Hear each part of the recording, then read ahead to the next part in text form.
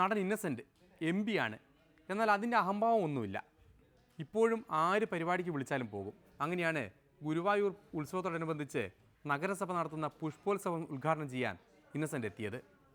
നഗരസഭ ചെയർപേഴ്സണും ഒപ്പം ഇന്നസെൻറ്റിൻ്റെ പരിചയക്കാരനുമായ കൃഷ്ണകുമാറും ചേർന്നാണ് ക്ഷണിച്ചത്. അങ്ങനെ പരിപാടിക്കെത്തിയ ഇന്നസെൻ്റ് ആ ക്ഷണക്കഥ വിശദമാക്കുകയാണ് ആദ്യം. 4 ദിവസം മുമ്പാണ് എന്ന് തോന്നുന്നു നമ്മുടെ ടീച്ചറും അദ്ദേഹത്തിൻ്റെ കൂടെ കൃഷ്ണകുമാറും എൻ്റെ വീട്ടിലേക്ക് എത്തിയത്. അതിൻ്റെ തലേ ദിവസം കൃഷ്ണകുമാർ എന്നോട് പറഞ്ഞു, നാളെ ഞാൻ അങ്ങോട്ട് വരുന്നുണ്ട്, ഒരു അത്യാവശ്യ കാര്യമുണ്ട്. അപ്പം ഞാൻ പറഞ്ഞത് ഫോണിൽ കൂടെ സംസാരിച്ച പോരെ വളരെ സീക്രട്ടാണ്.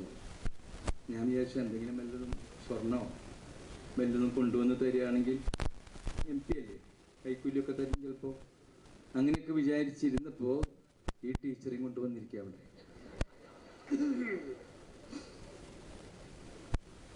പറഞ്ഞവർ എന്നെ പഠിപ്പിച്ചിട്ടുള്ള ടീച്ചറാണ്. അപ്പം തന്നെ ഞാൻ ഓർത്തു, പാവം ആ ടീച്ചർ ഇയാളെയും പഠിപ്പിക്കേണ്ടി വന്നുവല്ലോ എന്ന്. ഞാൻ എന്നെ പറ്റിയില്ല ആലോചിക്കുന്നത്. അപ്പം ഇവിടെ വന്ന് കയറിയപ്പോൾ അപ്പം ഈ എന്നെ ക്ഷണിച്ചത് 1 മാസം മുമ്പോ അല്ലെങ്കിൽ 2 ആഴ്ച മുമ്പോ അല്ല ശിവജി. ഇവരിങ്ങനെ പോയപ്പോൾ ഈ ടീച്ചർ കൃഷ്ണകുമാറിനോട് ചോദിച്ചു, ആരെങ്കിലും ഉണ്ടോ, പണിയില്ലാണ്ട് വല്ലവരും ഇരിക്കുന്നുണ്ടോ?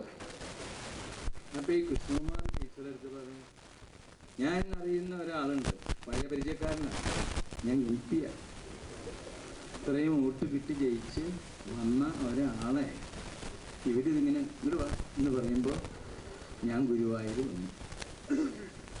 എന്തുകൊണ്ട് വന്നു എന്ന് വെച്ചാൽ ഈ കൃഷ്ണകുമാറിന് എൻ്റെ കുറച്ച് സ്വകാര്യങ്ങൾ അറിയാം. ഇനി അത് ഇയാൾക്ക് വല്ല തലയ്ക്ക് സുഖമില്ലാത്ത പോലെ ആൾ വിളിച്ച് പറയുകയാണെങ്കിൽ ചിലപ്പോൾ എൻ്റെ MP സ്ഥാനം പോയിന്നും വരും. അപ്പം ഇങ്ങനെയുള്ള ആളുകളെ നേരെയാക്കണം. നമ്മൾ നമ്മുടെ സ്ഥാനം ഉറപ്പിക്കണമെങ്കിൽ ഇങ്ങനെ ചില കാര്യങ്ങളൊക്കെ നമ്മൾ ചെയ്തിരിക്കണം. ഇനി MP ആകുമെന്ന് സ്വപ്നത്തിൽ പോലും കരുതിയിട്ടില്ലാത്ത ഇന്നസെൻ്റ് തൻ്റെ വിദ്യാഭ്യാസ കഥയിലേക്കാണ് കടക്കുന്നത്. 8ാം ക്ലാസ്സിൽ അന്ന് പരിപാടി അവസാനിപ്പിച്ചതിൽ ഇന്നച്ചന് ഇപ്പോൾ നല്ല സങ്കടമുണ്ട്. എനിക്കിവിടെ വരുമ്പോൾ ഇത്രയും ആളുകളെയും ഇവരെയൊക്കെ കണ്ടപ്പോൾ എനിക്ക് പറയണമെന്നുണ്ടായിരുന്നു. പെട്ടെന്ന് നമ്മുടെ ഒരു പ്രസംഗം തുടങ്ങുമ്പോൾ എന്തെങ്കിലും ഒരു കാര്യം പറഞ്ഞിട്ട് ഞാൻ ഇരിഞ്ഞാലക്കുട ക്രൈസ്റ്റ് കോളേജിൽ MSc പഠിക്കുന്ന കാലത്ത് ആ ചിരി ഒരു ആക്കി ചിരി കേട്ടോ. എനിക്ക് മനസ്സിലാവില്ല എന്ന് വിചാരിക്കരുത് പെങ്ങളായി.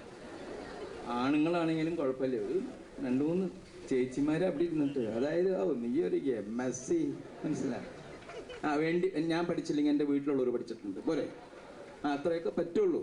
നിങ്ങളാരും പൈസ തന്നിട്ടല്ലോ ഞാൻ പഠിക്കാതിരുന്നത്.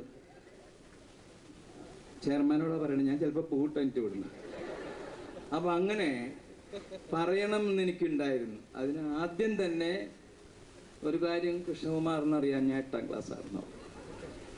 വേറെ 2 പേര് അവിടെ വന്നിട്ട്, നമ്മളാണ് ഇരിഞ്ഞാലക്കുടക്കാരൻ, അങ്ങനെ ഒരുത്തൻ ഷെയ്ക്കൻഡ് തന്നു.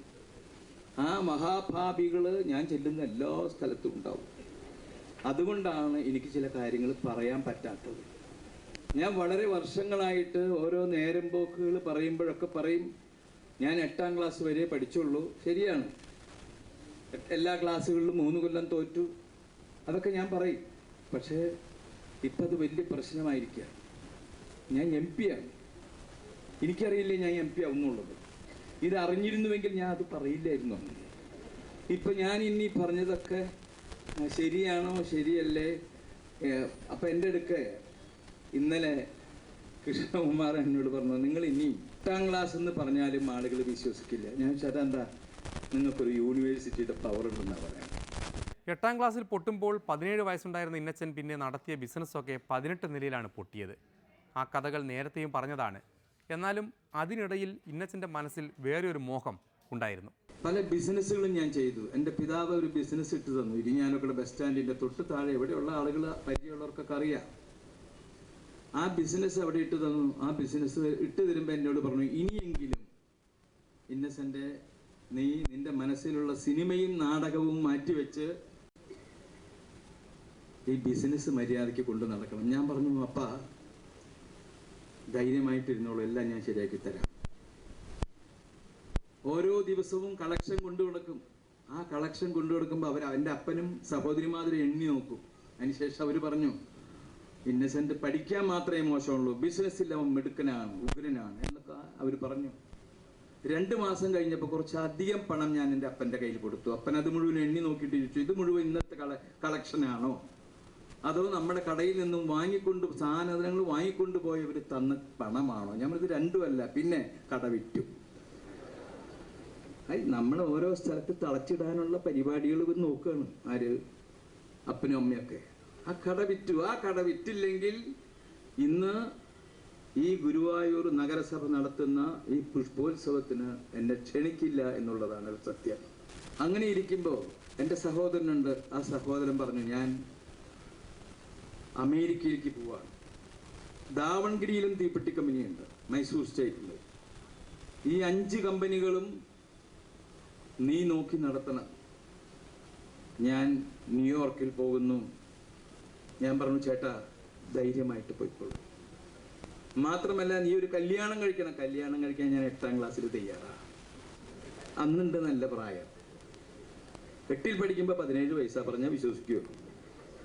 എന്നാലേ എന്തെങ്കിലും. ഞാൻ ഇവിടെ ഇപ്പോൾ വന്നിട്ട് കുട്ടികളോട് പറയും, മക്കളെ ഈ പറഞ്ഞ പോലെ ഒറ്റ കൊല്ലം കൊണ്ടൊന്നും പോരെടുത്ത് ഇട്ട ക്ലാസ്സിൽ ഒരു 3 കൊല്ലെങ്കിലും എടുത്ത് അന്നത്തെ ഏത് പാഠവും ഇപ്പോഴും കാണാപ്പാടാണ്. അപ്പോൾ ഒരു കല്യാണം കഴിക്കണം. ഞാൻ പറഞ്ഞു, ചേട്ടാ കല്യാണം കഴിക്കാം, ചേട്ടൻ ധൈര്യമായിട്ട് പോയിക്കോളൂ, ഞാൻ ശരിയാക്കി തരാം, ഒക്കെ ഞാൻ ശരിയാക്കി തരാം. അങ്ങനെ അദ്ദേഹം ന്യൂയോർക്കിൽ കാലുകുത്തി 6 മാസം കഴിഞ്ഞപ്പോൾ ലാഭത്തിലോടുന്ന 5 തീപ്പെട്ടി കമ്പനികൾ ഞാൻ പൂട്ടി. എനിക്ക് അല്ലെങ്കിൽ ഉറക്കം വരില്ല.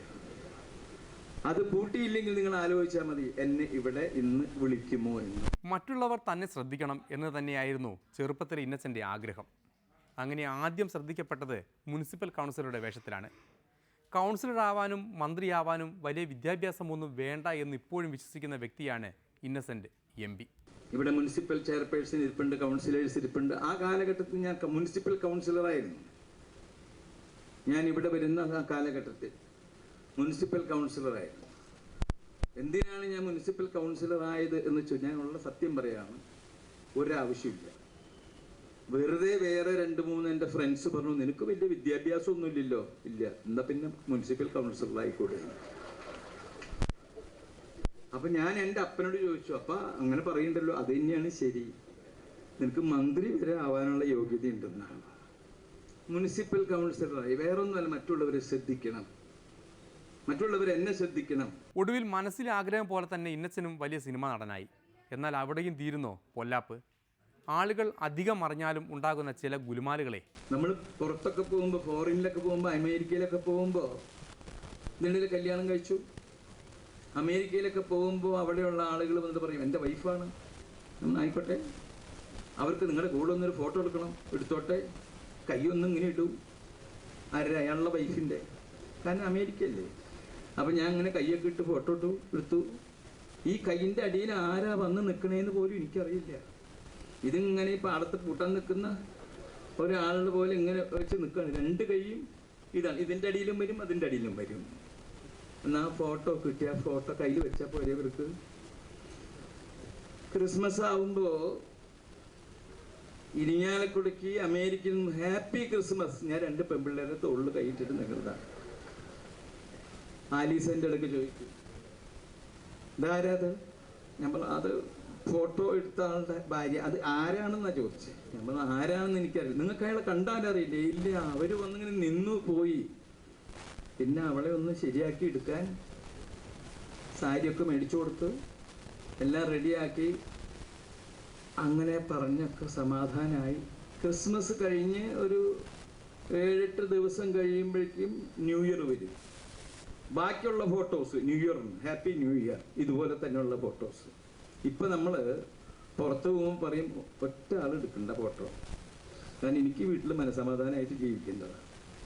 പക്ഷെ ഇപ്പോൾ കുഴപ്പമില്ല, കാരണം സമയം കഴിഞ്ഞു പോയി, പ്രായമായില്ലോ.